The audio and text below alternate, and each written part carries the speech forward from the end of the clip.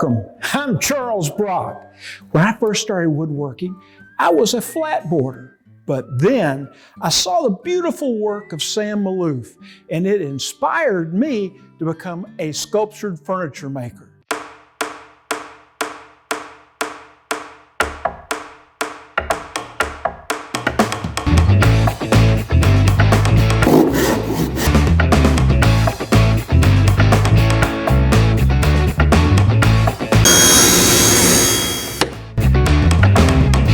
Let's go!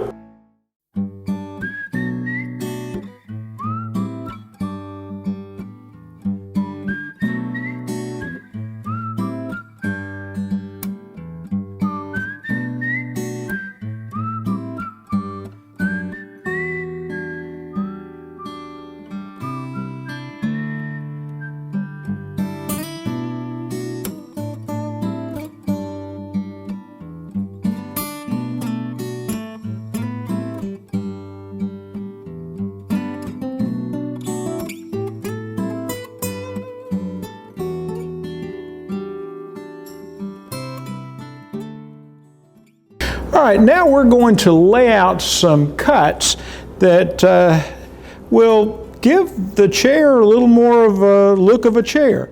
So first, using this thigh relief pattern right here, I'm going to lay it on here so that I can use a red pencil or a Sharpie, and I've got one of the cuts laid out, and then do the same thing here again.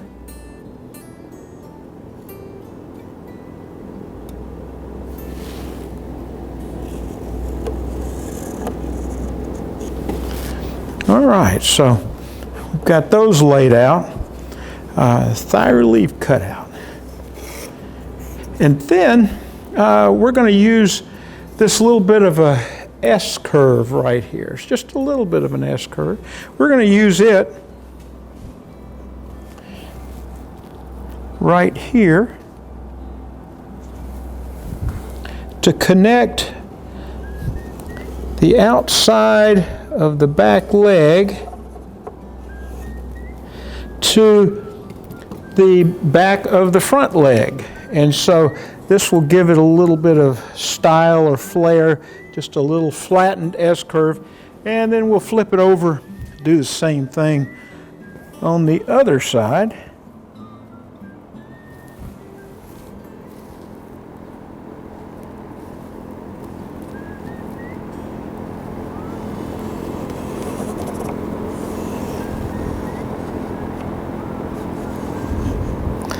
And of course, both of these cuts are going to be made with the bandsaw. Now, a couple of hints. Right here, just kind of flare out and leave a little bit of that tenon so that you can shape it flush with the side of the back leg. So come out early right there, and your cut up here is just going to run out anyway, since it runs out to the edge. All right, this is the pattern for the more conservative bottom profile of the headrest up here.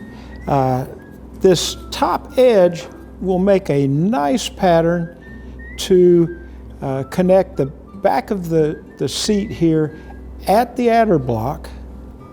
It's got a nice little curve that's going to work real well to give you something to aim at to make this arc.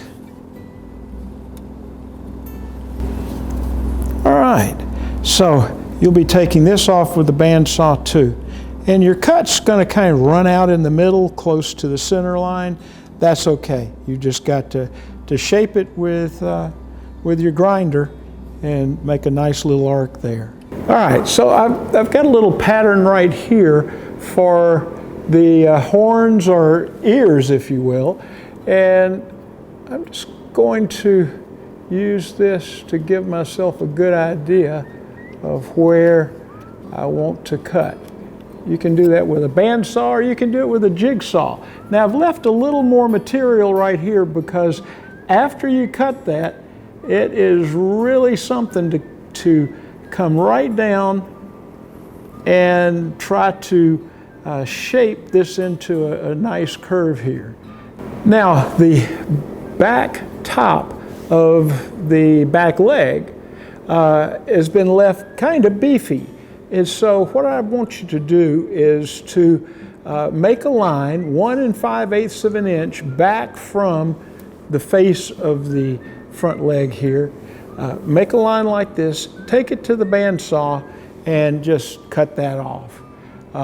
It's a little extra material right there, but you need to do that. And you'll see how it shapes up kind of later on when you get to the sculpting, but that's very necessary.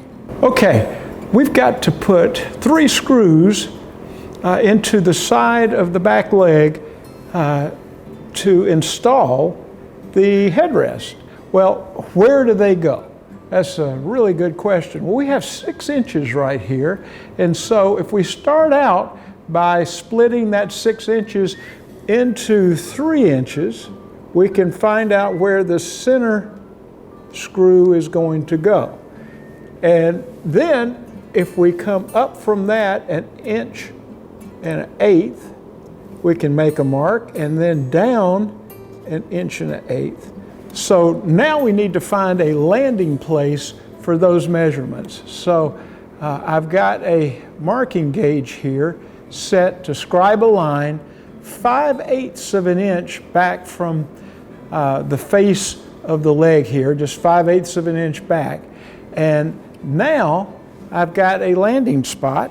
I can use a square and I can lay out a line that crosses that landing spot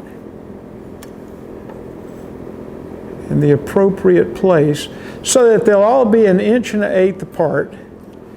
And then I can identify it by taking the awl, and where they cross is where we're going to make a place for those screws to go in. All right, so we've identified that.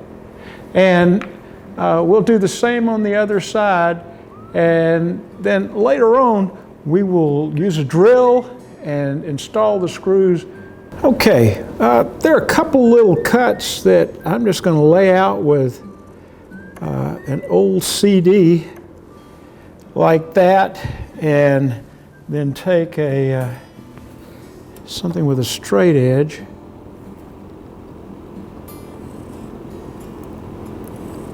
I can make that cut at the bandsaw right there. And then the same thing on the bottom.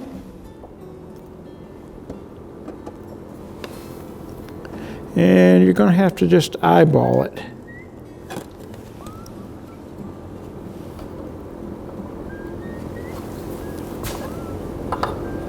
So if you've got an old CD or an old DVD, especially one that you don't like, then it'll be good to use for this. And you actually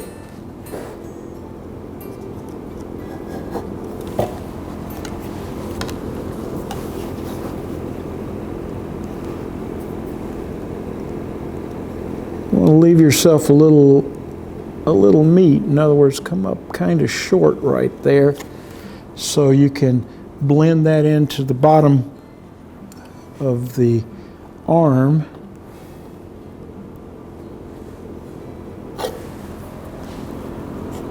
Get rid of that.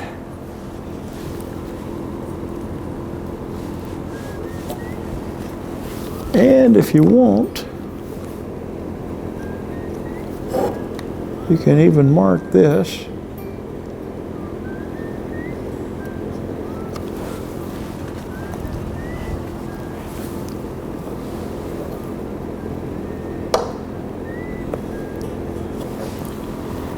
Get rid of that. Yeah. So you can do all of this, and it will help you shape up the chair, and it'll really start smiling at you. Now let's go we're going to take it apart, take the chair apart. We're going to put the seat on the bench and lay out the mortises in the seat for the 1/2 inch end of the spindle tendons. Let's do that now. Now let's put some mortises in the seat. You'll find a paper pattern for this. You can make a permanent pattern if you want. The important thing is this little bullseye right here, or crosshairs. That really kind of sits where the back of the seat bowl line is and where it runs into the center line right there. So if you get it squared up, and I'm using this square for that, and I get this white line lined up with the center line, and this white line lined up with, I can see where they cross right there. And that's real good. So now I can just draw the arc. All right, so I've got an arc now. And then I can either use the lines here, which is pretty much the easiest way, or I can get a measurement and walk it across with dividers. In this case, I'm just using these little marks that are on that pattern. All right. Now, I'm just going to use my all or nothing. Let's see. And if you come out with more than 7 locations, something is wrong. If you have less than 7, something is wrong. So let's hope that you have 7. All right. Now, I'm going to use a brad point bit, and I'm going to make each one of these 1 and 7 are going to be 1.25 inches deep, and the others, because there's an arc here or a smile, they're going to be whatever they turn out to be. But we're going to set the drill press at 1 1/4 and start with these mortises. So your first question is going to be, how am I going to drill some holes in something that is going to rock back and forth on the drill press table? So to take care of that, built a real simple little jig or a little cart for it to sit into. It's just a piece of 3/4 inch plywood. It's built up with another layer of 3/4 inch plywood on the side so that I could drill some holes and put these little bench pups in there, tighten them up. And if you drill these holes for the mortises before you make the cuts on the side with the bandsaw, everything's kind of squared up. And that way you're not going to get any rocking back and forth. Now, right here at 1.25 inches, I made a line so I can set the depth, my drill press, right there.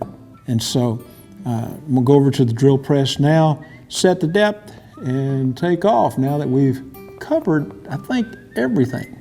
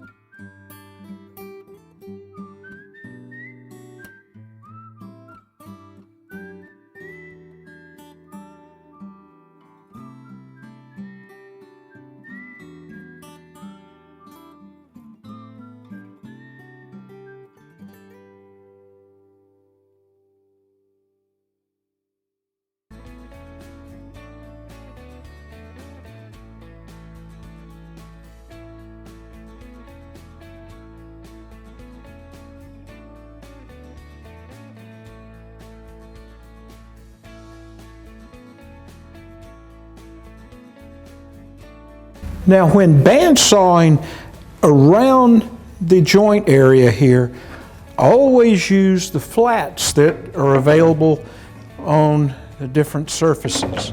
That way your cuts are going to come out square, and always give yourself a little margin to stay away from where you've marked out where the joint goes together, because you want to come out just a little bit early.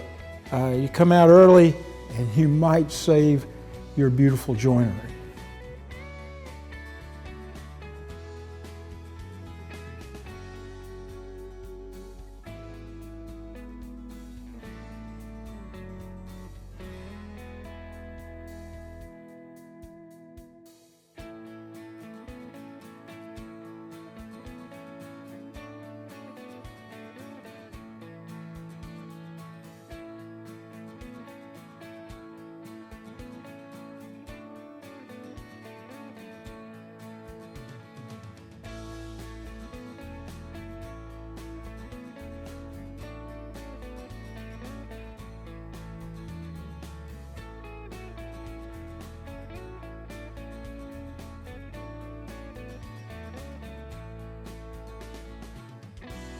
All right, this little piece of the adder block is sticking out and is kind of keeping us from making a cut up under here.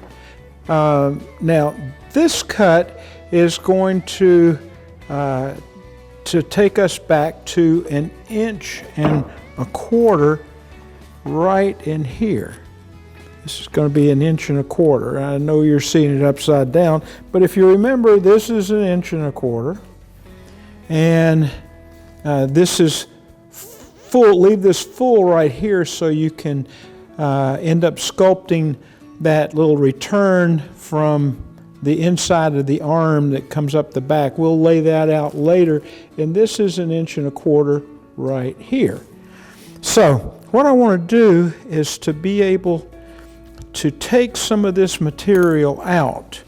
Now, you've got to keep in mind when you lay this out, you've got to keep in mind that this is the inside, and we're going to have a curve that'll come up like so. And so you don't want to cut this off. So I'm kind of ending short of where the arm is going to come in to the back leg arm stem right here. So what you want to do is use a jigsaw, because it's so easy to cut it with that, taking the saw to the material in this case, and just waste away some of this material right in here, leaving at least nothing less than 1.25 inches of stock right there. And then everything will kind of match, and it'll make sculpting everything a lot easier. And you can do the same thing right down here, and I'll show you how to lay that out.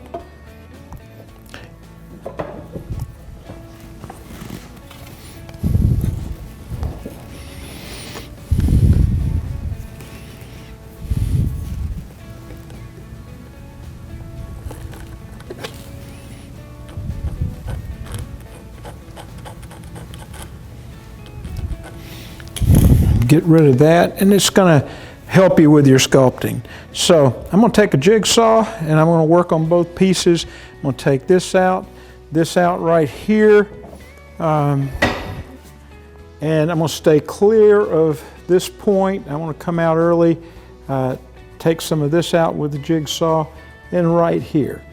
So I'm going to do that now.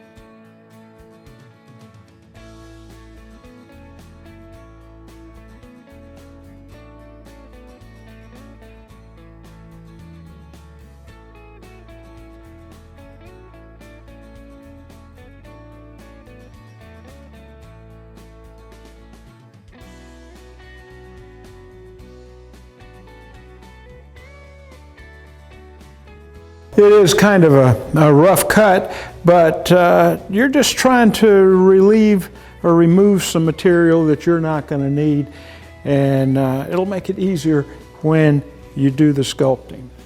So I'm going to do it to the other one, and then we will push forward.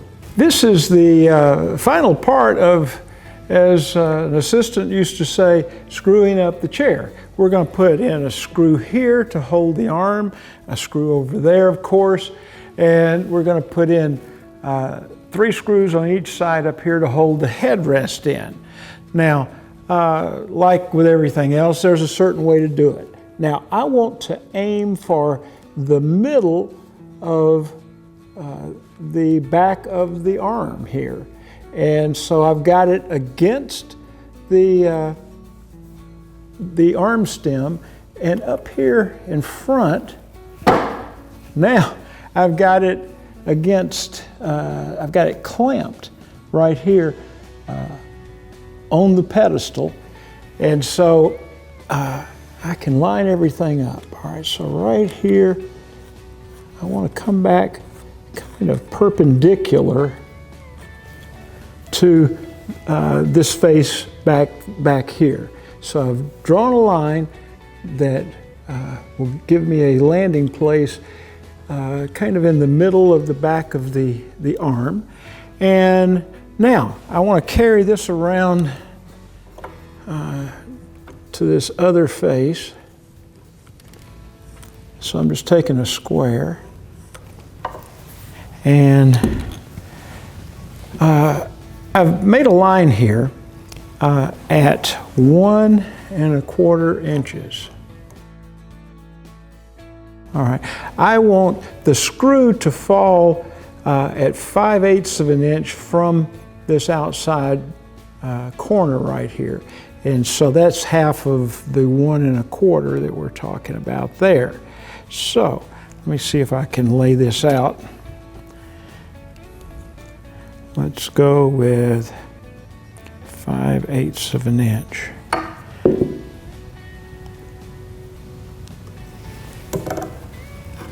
All right. Now, so right there is where we're going to, where that crosses, we're going to put a screw there. So since we've got this set up, we might as well come over here and score a line there so we can use that when we lay out the other side. Now, I can take an awl and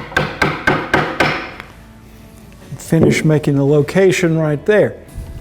All right, I've got a clamp holding this down in front, and I'm holding it flush right here at the bottom against this surface. It's just flush, as you can see. Now, I want to know where the center of the arm is this way.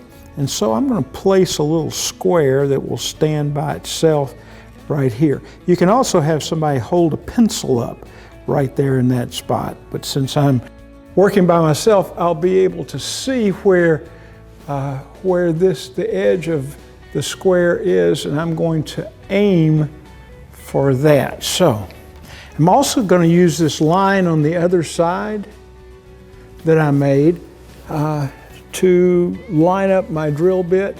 So it's lined up this way, and it's aimed at the center there. I'm going to hold it right here. Now,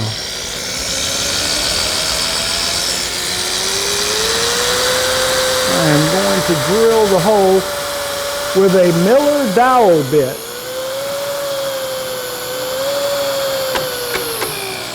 All right, it went in. All right, I drilled it all the way up to this little collar right here. That's as far as you go. Now,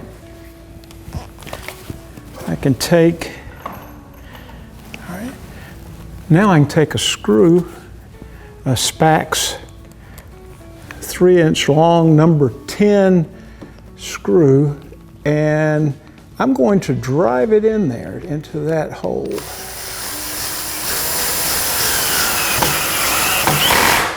Now, it always pushes it away first. But right, now I'm going to let it come back. Take the square off. We don't need that now. And let me see if I can make it pull it up this time. Oh yeah. See how flush that is? It's right where we wanted it. All you got to do is follow those simple steps and you'll have a great joint just like that.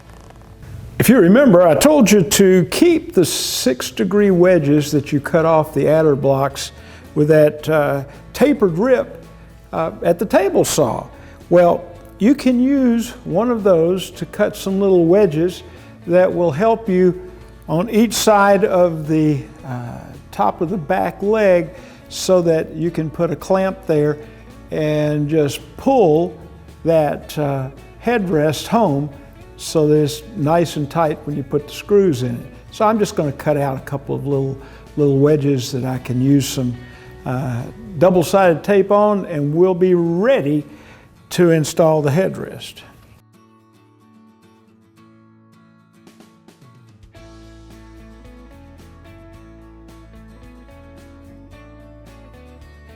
Now we're going to put 3 screws in here. First we got to drill the holes. I want you to understand the setup. Again, I've got these spring clamps here to provide a little nest or a cradle for the headrest to sit in on each side, and that helps me to line it up and be kind of hands-free.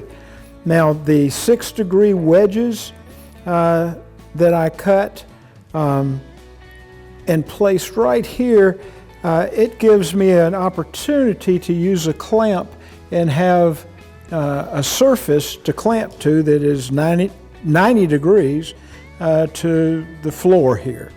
And one of those on each side, it just provides a good clamping surface.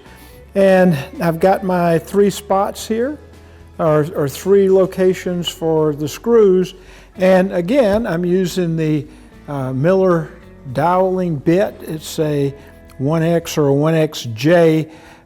Both are exactly the same.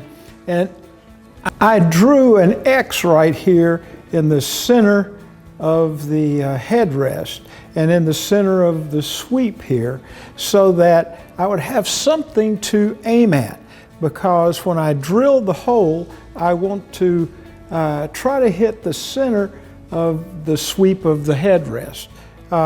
So that'll help. All right, so now I'm going to drill the hole. I'm aiming at the white spot there, the white cross, and got everything lined up.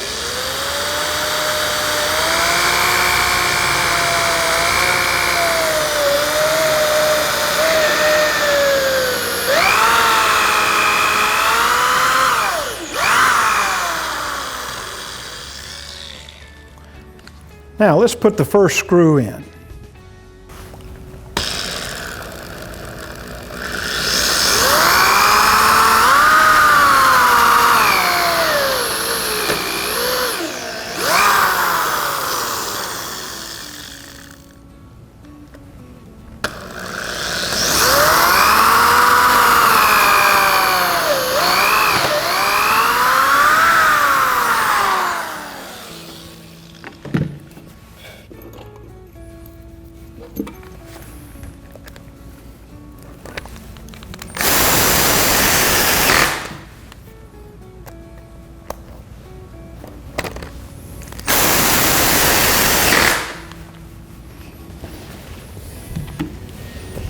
The building of this chair is almost complete. We've got it finally all screwed up. It's nice and solid. All the joinery is good. We need to put some spindles in. So what I'm going to do, like in any good cooking show, is I've got another chair I've been working on where the upper chair is all shaped and partially sanded and ready to install some spindles. And we'll go from that to installing the rocker sleds. And we'll finish up with a nice cherry chair that I'm working on.